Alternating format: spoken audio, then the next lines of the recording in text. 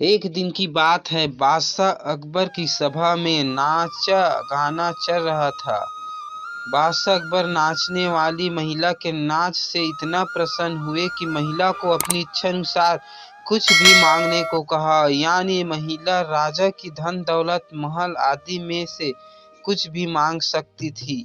नाचने वाली महिला ने कहा, राजा आपने बोला है कि जो भी मांगूंगी वही मिलेगा, आप अपनी बात से मुकर तो नहीं जाओगे? राजा ने सोचा, यह धन दौलत जमीन जायदाद में से कुछ मांगेगी।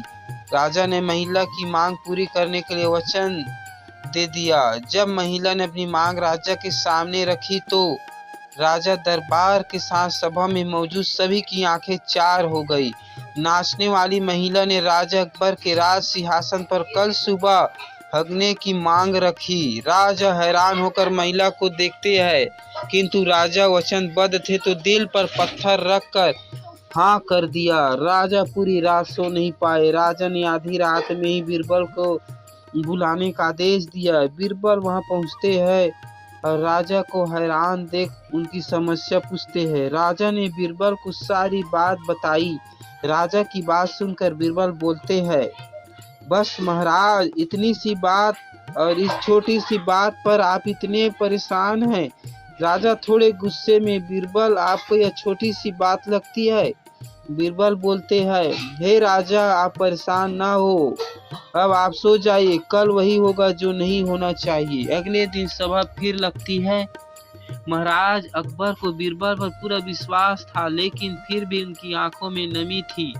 नाचने वाली महिला वह पहुंचती है, वहां सिंहासन की ओर बढ़ रही थी कि बीरबल उसे रोकते हैं और धीरे से कहते कि राजा से अपने केवल राज सिंहासन पर हगने का वचन लिया है, किंतु हगने वक्त अगर आपके पेशाब का एक भी कतरा राज सिंहासन पर गिरा तो वचन के विरुद्ध होगा और राजा अकबर आपको सजा देंगे।